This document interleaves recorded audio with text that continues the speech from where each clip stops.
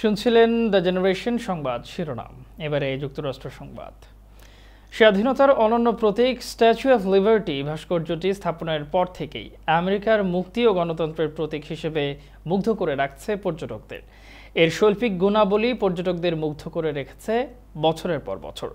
ফ্রান্সের ভাস্কর Friedrich August বার্থোলদির তৈরি এই স্ট্যাচু বিশ্বে অভিবাসন ও মানবাধিকারের প্রতিনিধি।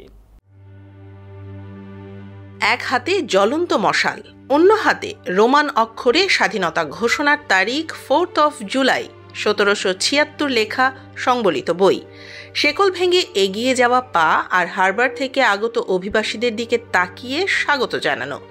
বিশ্ব দরবারে আমেরিকার মুক্তি আর গণতন্ত্রের প্রতীক 305 ফুটের এই statue of liberty.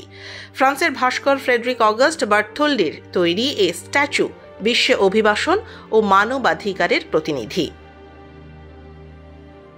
Statue of liberty দেখতে নিউ ইয়র্কের ম্যানহাটনের ব্যাটারি পার্ক অথবা নিউ জার্সির লিবার্টি স্টেট পার্ক থেকে ফেরি যোগে যেতে হয় লিবার্টি আইল্যান্ডে। শুধু 2023 সালেই 4 মিলিয়ন পর্যটক এই ভাস্কর্যটি দেখতে যান। তবে টিকিট কাটার আগে হয়রানির অভিযোগ করছেন কিছু পর্যটক। মূল টিকিট কাউন্টারের আগেই প্রতারক চক্র ভুয়া কাউন্টার দেখিয়ে লিবার্টি আইল্যান্ডে ঘুরিয়ে আনার কথা বলে হাতিয়ে নিচ্ছে অর্থ।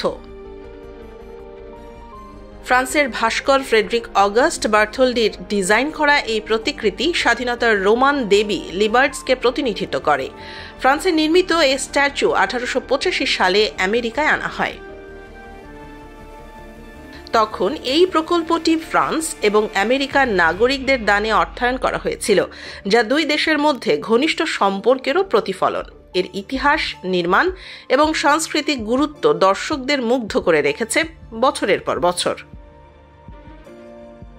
পুরো বিশ্ব যখন অভিবাসন এবং মানবাধিকার প্রতিষ্ঠায় চ্যালেঞ্জের মুখোমুখি হচ্ছে, তখন লেডি লিবার্টি স্বাধীনতা এবং সকলের জন্য ন্যায়ের স্মারক হিসেবে আলো ছড়িয়ে যাচ্ছে। Farzana Afroz, Bangla channel, news desk.